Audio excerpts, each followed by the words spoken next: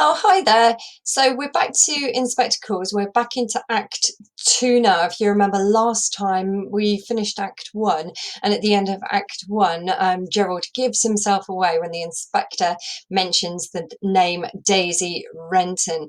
And Sheila works out that last summer, whilst he'd been so busy at the works, he'd actually been having a relationship with a girl who was Eva Smith and who now has changed her name to Daisy Renton.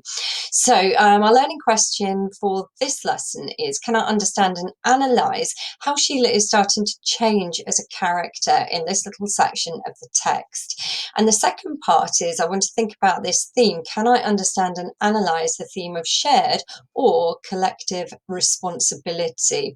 Again, in this section of the play. So the section where Gerald tells his story, it takes about 15 minutes to act out, and of course that's going to be your first task. So to watch the next section, so you can see in the purple here it says, can you go from the film version 32 minutes 27 up to 47 minutes 21, so about 15 minutes of the play. The link, as usual, is going to be down in the description underneath, but also you can click on the info, which should be popping up now with that link on it to that video.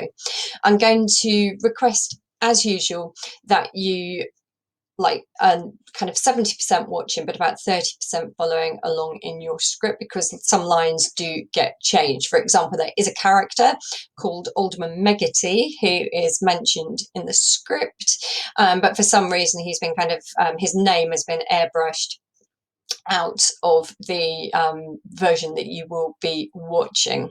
Okay, so you're going from the start of Act 2 up until where Gerald leaves, if you're just reading it in your book without watching. Now, this 15-minute section I am chunking into two separate lessons, so there's quite a lot of preamble before Gerald actually gets on to telling his story properly.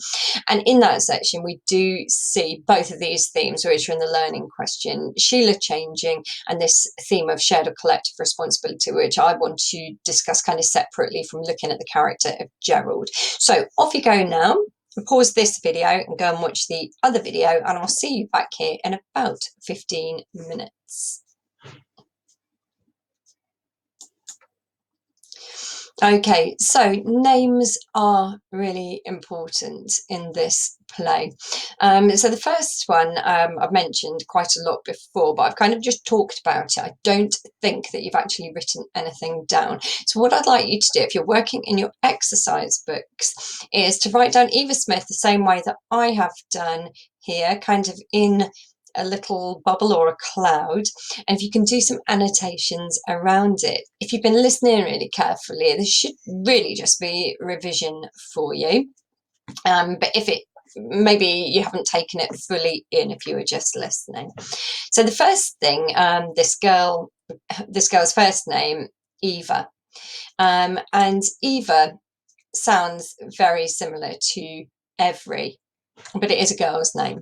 And then we kind of look at the name Smith, and just remind you that Smith is the most common English surname, and significantly is a working class name. This is really, really important because one of the themes of this play is that the wealthy members of society, both in 1912 and in 1945, when J.B. Priestley wrote the play, and probably in the 2020s as well, the wealthy people with higher status and more connections to other wealthy, important people of high status, they're the minority, but they seem to have all the political and all the financial power.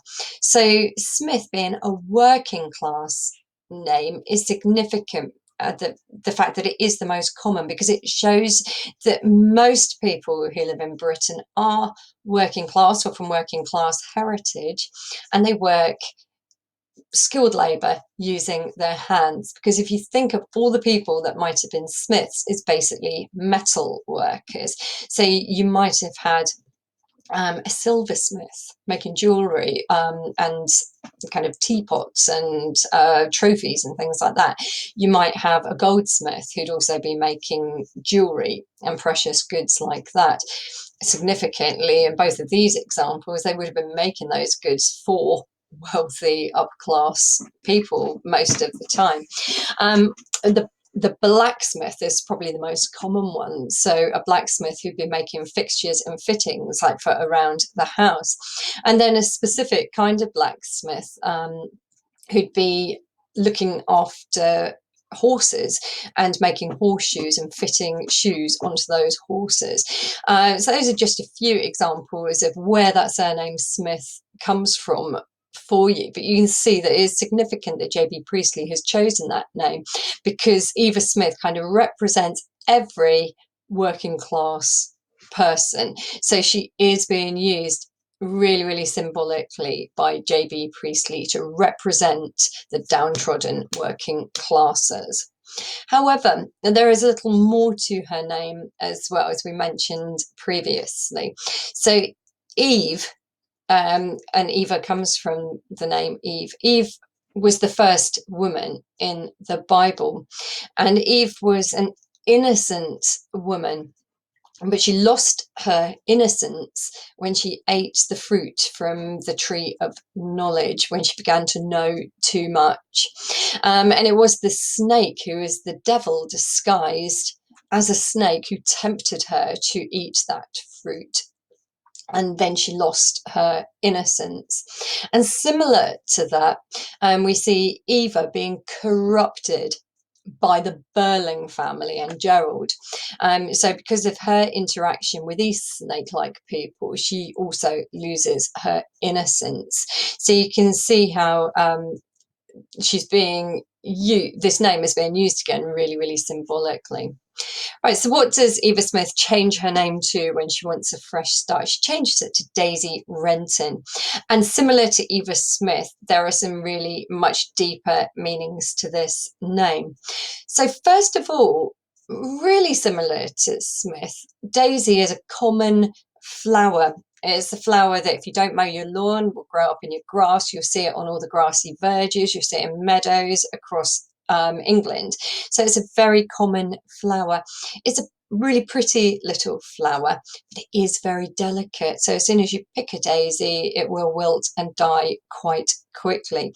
And like there being so many Smiths in this country, there are many, many daisies. They grow in their thousands, even just in an unmown meadow. If you step into Prospect Park, for example, you will see hundreds of thousands of daisies, or loads and loads of them. Really pretty, but very vulnerable. And then finally, many people consider a daisy to be a weed. So something which is a nuisance, something that gets in the way, even though it is pretty. So that's the first thing. Now, while we're still thinking of daisies as being flowers, one thing that small children, little girls particularly like making, is a daisy chain, where you pick lots of long-stemmed daisies and link them together to make a daisy chain. And I think that this is really significant because the inspector talks about Eva Smith Daisy Renton being caught up in a chain of events. So there's this idea that one piece of bad luck in her life led on to another piece of bad luck, which drove her life off in another direction, then another, then another. So this idea of daisy chain, the chain of events that she kind of gets caught up in the middle of. And because of that, Daisy is a really appropriate name for Eva Smith to be reborn as. And then lastly, thinking about her first name, Daisy Daisy is a music hall song, so a really, really popular song during the Edwardian and late Victorian era. So Daisy Daisy, give me your answer, do, I'm half crazy all for the love of you. And it kind of ends with a punchline that these two are going to get married and cycle off on their honeymoon on a bicycle made for two. So it's about two probably working class people who want to get married, but they haven't got enough money. And it's really sweet, little funny, romantic song. And this is kind of ironic, this Daisy Daisy song, because she meets Gerald in the palace variety theatre bar, where someone on stage may well have been singing a song just like this. In fact, that might have been what gave her the inspiration for her name. But obviously, as we read on and find out, there was no way that Gerald Croft would ever get married to his Daisy, because they're from two different social spheres in life. She's a working class girl and he is an upper class gentleman. And if Gerald had loved her enough to want to get married to her, he probably would have been disowned and disinherited by his father. Remember, his mother, Lady Croft, thinks that Sheila is beneath him because Sheila is only from the middle classes. She's from new money. So even Sheila doesn't have that kind of status that Lady Croft is looking for. Someone like Daisy Renton, very clearly from the working classes, Lady Croft would certainly cut her son off without a penny. He would not receive any of his inheritance. That would probably go to some random cousin, and he would lose his title and all his land as well, because his parents would be disgusted with him. And as we find out later in the play, Daisy Renton was very well aware of that, and so was Gerald. So we'll kind of come back and think about that when we look at the second half of this section, which we'll do next lesson. So that's Daisy, lots of different connotative meanings to Daisy. Renton is a lot more straightforward. Renton has got the word rent inside it. And if you rent something, you hire it, you borrow it in return for a sum of money. So, for example, you might rent a car when you go on holiday. If you need a bicycle to get from one side of town to the other, you can rent one of those horrible heavy bikes and then pick it up in town and drop it off at Tesco's or something like that. So it's when you borrow something for a short time in return for paying money for the privilege. And of course, we find out in a bit that Daisy Renton has gone to the Stalls bar at the Palace Theatre, which Gerald tells us is where the ladies of the town, the prostitutes, will go to try to pick up clients. And certainly, if you become a prostitute, then you are renting out your body for a time. So it seems a very apt name. So if you didn't get all those notes down, or you need to add in extra annotation, pause this video whilst you've got this in front of you and make sure that you understand the connotative meanings of those two names really well before we carry on.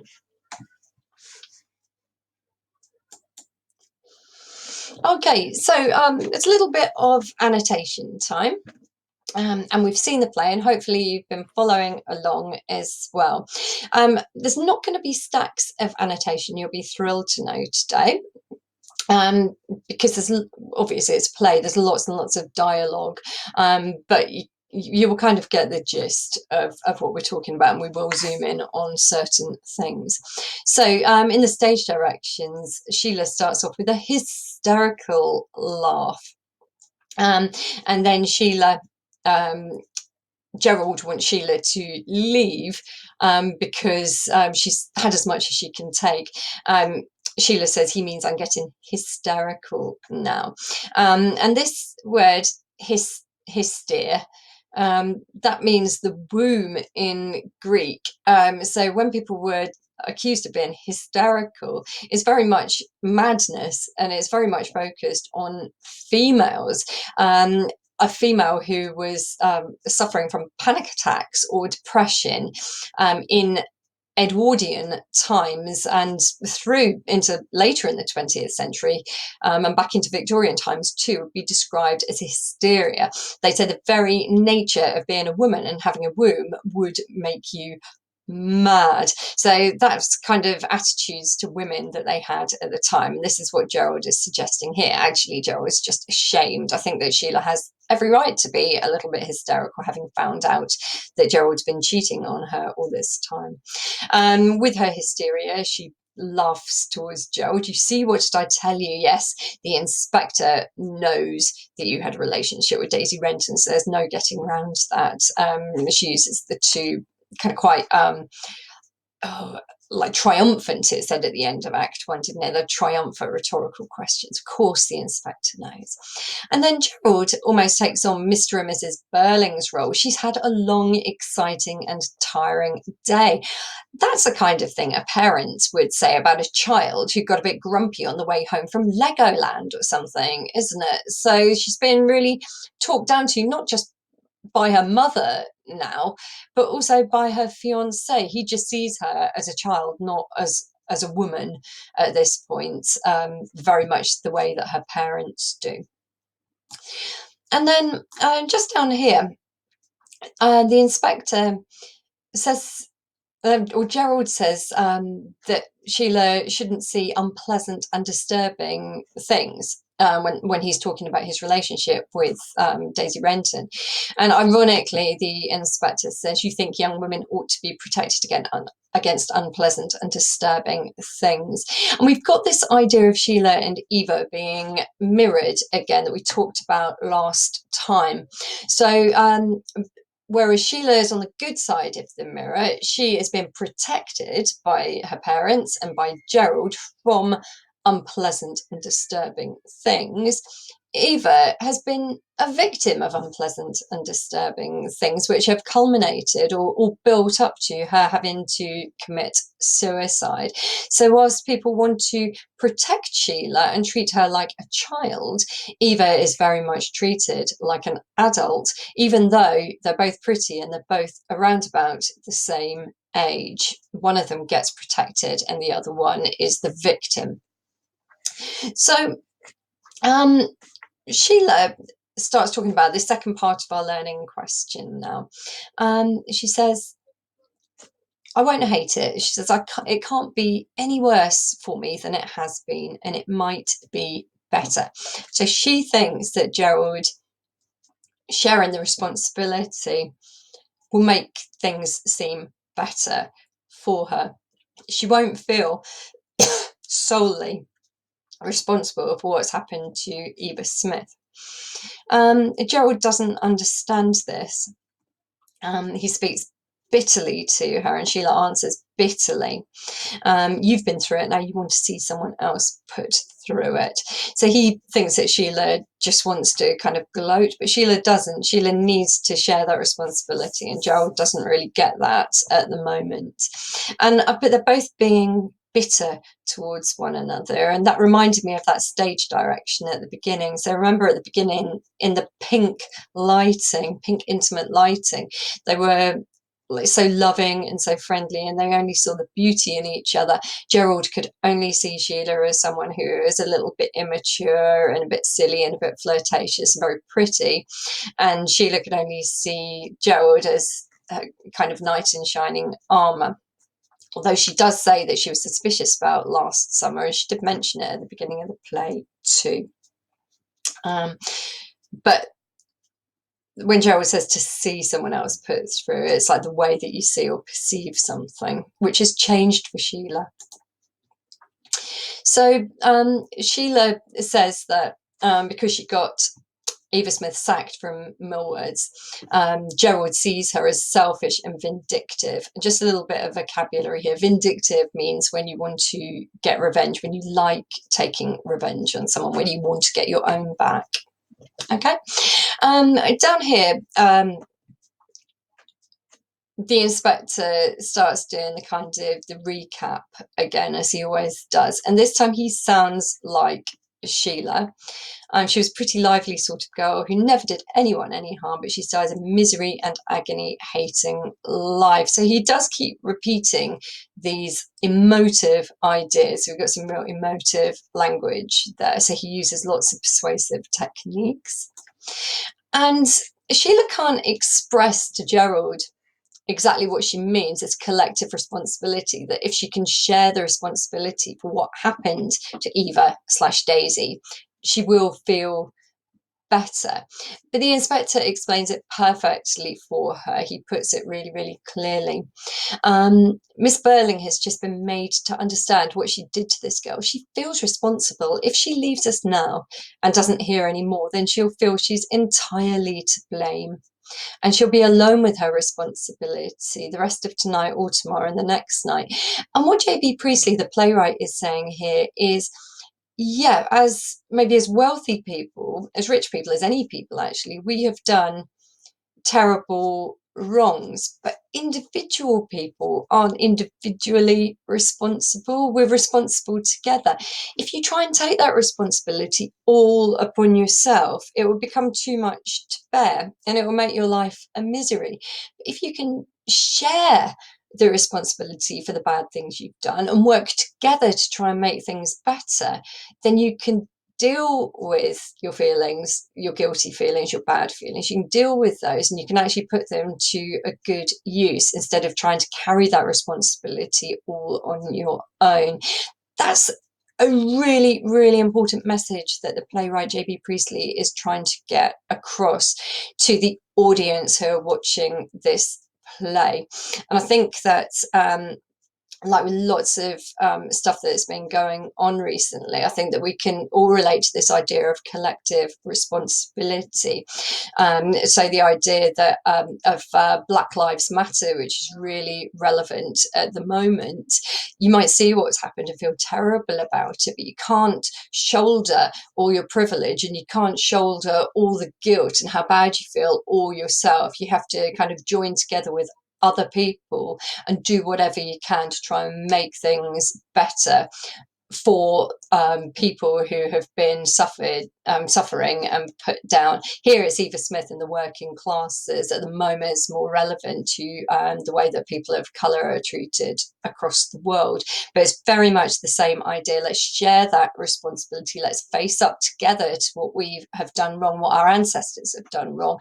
And now we'll see what we can do to make something good come out of something bad after we've taken responsibility for it. So lots and lots of these ideas in the play are still so relevant nowadays, which is probably why the play is still on the GCSE syllabus so many years later. So the inspector says, you see, we have to share something. If there's nothing else, we have to share our guilt. So it's this idea we're sharing the guilt and then we're sharing the responsibility. You can't make the change on your own. You need to work together to do that. And I've just put here as well, Sheila says, yes, that's true, you know. I don't understand about you. The inspector can articulate, which is a posh word for explain what's on Sheila's mind, what her conscience is telling her. And this is kind of a challenge point, like a higher point. But when we come to explore what is the inspector, and one interpretation of the inspector is that he kind of acts like the inner voice of each of the Birlings. So at the beginning of the play, because we're all surrounded by this pink light, they can't see in front of them, they can't see what's under their noses or the bad in society.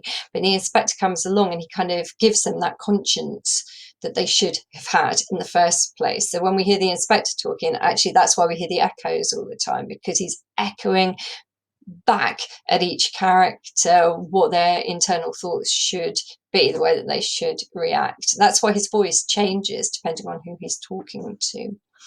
Anyway, in comes Mrs. Birling, and she has not read the room at all. She enters briskly and self-confidently, so she's almost swaggering into the dining room. So briskly means she's quite fast. Also, it has connotations, deeper meanings of being quite uptight. You can imagine her kind of shuffling in, all kind of shoulders and confidence. And then she's kind of turning on the charm for the inspector. Here is a smiling social, there's a fake smile, and down here when Sheila starts telling her off, affecting great surprise. So everything about the way that she's acting is very fake and very put on. We've seen already in the play, she's not a smiley person, she's a cold woman, isn't she, as it says in the stage directions. So here, smiling socials, using an easy tone, so very confident, arrogant kind of tone of voice, and affecting surprise, so acting all shocked when Sheila starts talking to her.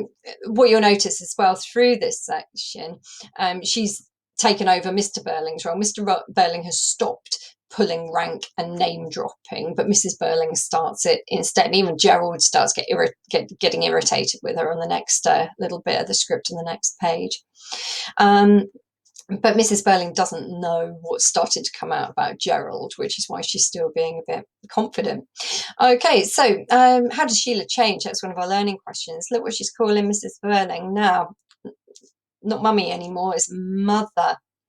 So it's a little bit of a sign that Sheila has grown up. She's realised that she doesn't want to be like a little Sybil. She wants to be her own woman now, and she's using that word mother to try and distance herself from her mother, and she does that even more in the next section.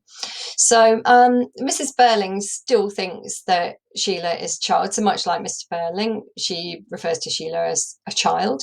Remember that Sheila's in her early 20s, about the same age as Eva Smith / Daisy Renton.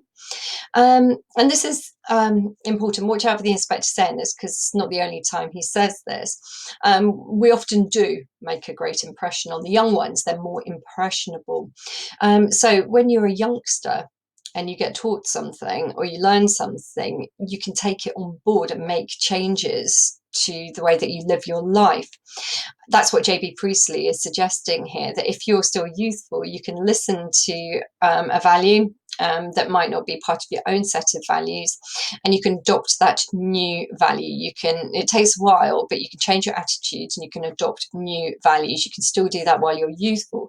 When you get so old as Mr. and Mrs. Birling into your 50s, it is very, very difficult to change your values, and that's why we'll see at the end of the play, Mr. and Mrs. Birling don't seem to have changed at all. They haven't looked inside their hearts to make the change that they need to morally or spiritually. And throughout this, Mrs. Birling, she's always putting Sheila down and treating her like the child that she sees Sheila as, even though Sheila is talking to her politely and what Sheila's saying is making sense. Trying to warn Mrs. Birling not to be arrogant to the inspector, not to be all haughty and hoity-toity, but to just kind of pipe down really and listen to what he's got to say. So Mrs. Birling puts Sheila down by saying nothing but morbid curiosity to find out why Eva Smith killed herself. She's dismissing Sheila's ideas. She tells Sheila, don't contradict me like that. So the use of the imperative verb here. And here, an exclamatory statement, really, Sheila. She's persistently, as I put, talking down to Sheila and treating her like, not like a young lady in her 20s, but talking to her as if she is a cheeky 9-year-old. And then not highlighted, sorry, but underlined just here. I don't suppose for a moment we can understand why the girl committed suicide, Mrs. Birling says. Girls of that class, ... And Sheila cuts her off.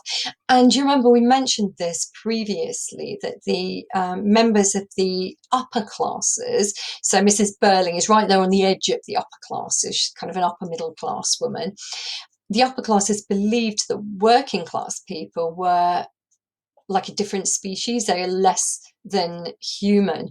So she's saying, if you come from the working classes, I can't understand your emotions because you're a different species and you have different emotions from me. Bear in mind, Edwardian people really, really believed that. And when J.B. Priestley is writing in 1945, you still had a lot of the older generation who still came from that Edwardian era. So he is trying to teach them, no, people are people and we all experience the same emotions.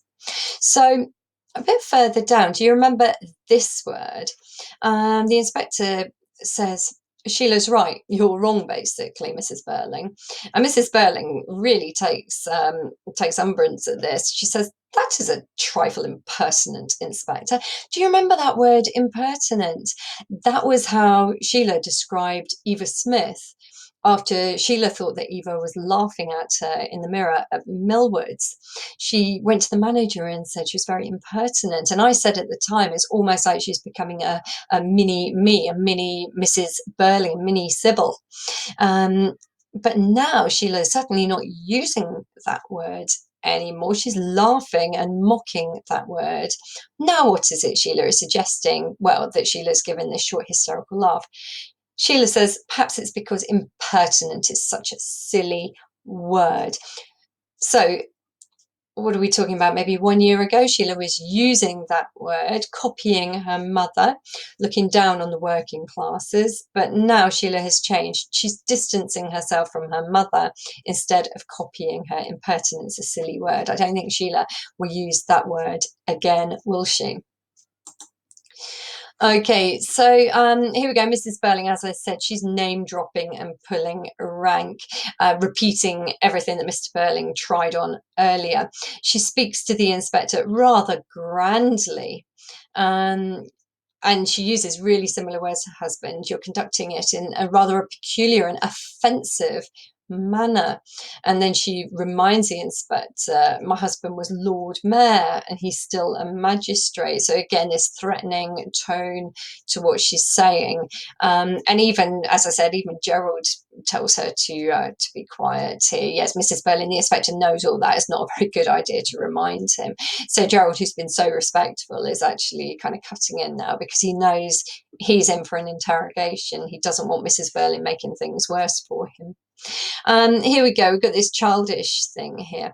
Eric, not just Sheila, but Eric's in a silly, excitable mood, talking as if he's a child. Eric's only a boy, child. This is all foreshadowing something that is going to happen a bit later. Some men drink too much, says the inspector. He's a young man, and Eric's one of them. Eric is a young man who drinks far too much. Mrs. Birling is staggered. She can't believe it's true. Remember, we said last time Eric is a bit of a mummy's boy. She wants a word with him. He is the apple of her eye, and she can't believe what she's being told here. She's revealing a lack of knowledge about her own children, and she's revealing a real naivety about her understanding of how the world works.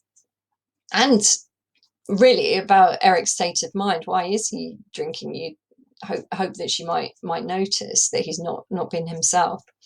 So and then hopefully you've noticed I haven't really highlighted in this section, but Sheila really seems to be taking on the role of the inspectors, and the inspector is kind of making these moral judgments and saying a few things and trying to tease out the whole story, and Sheila seems to be taking on that role. So it's actually Sheila who's doing lots of the questioning, and Sheila who's encouraging the others to talk and encouraging her mother not to act like that.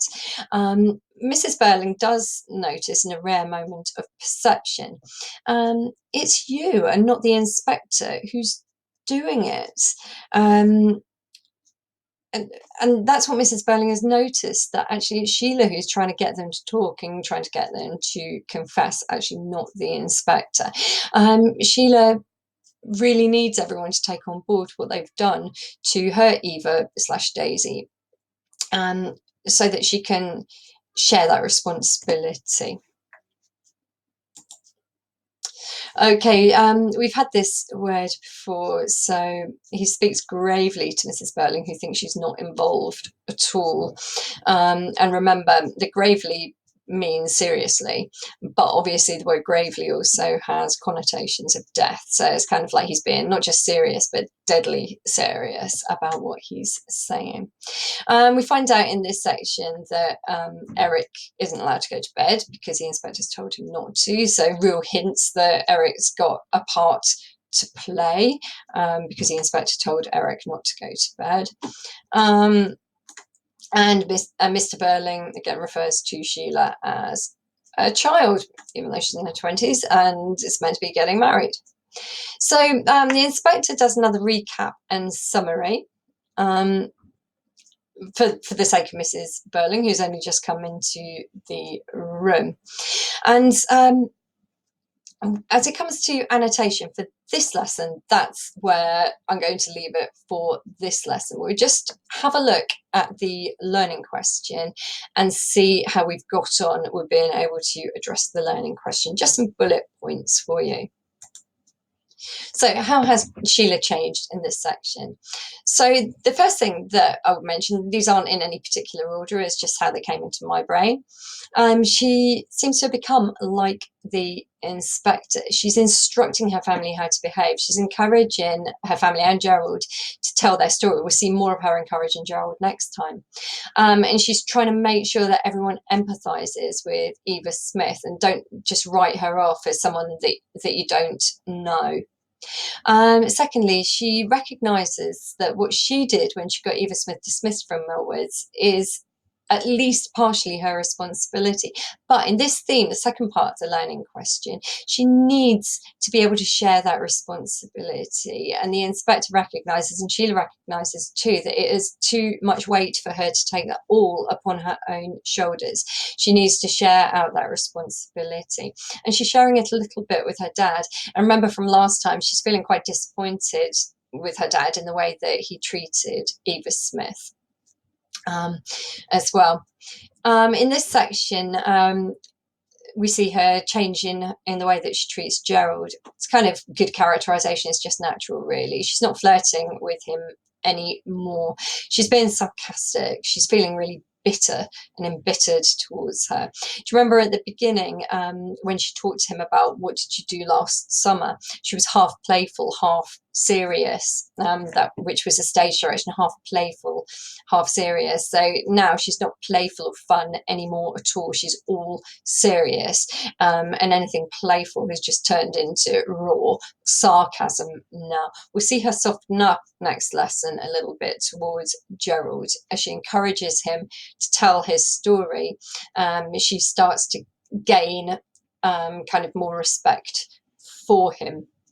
And then finally, she's calling Mrs. Birling mother, not mummy. So it's showing she's kind of almost transitioned from being a child into being an adult. And remember, she instead of using that word that Mrs. Birling had used, impertinent, now she's saying it's a really silly word. So she's kind of seen her mother for what her mother is, and she has determined that she doesn't want to be like her mother when she gets older anymore. So instead of copying her mother, she's now distancing herself from her mother. So that's all for this lesson. I am doing another lesson for you for this week, however, so make sure you come back and watch Act 2, Gerald. If you need to go over anything, rewind the video and make sure you've got all your annotations and all your notes down. I will see you very, very soon.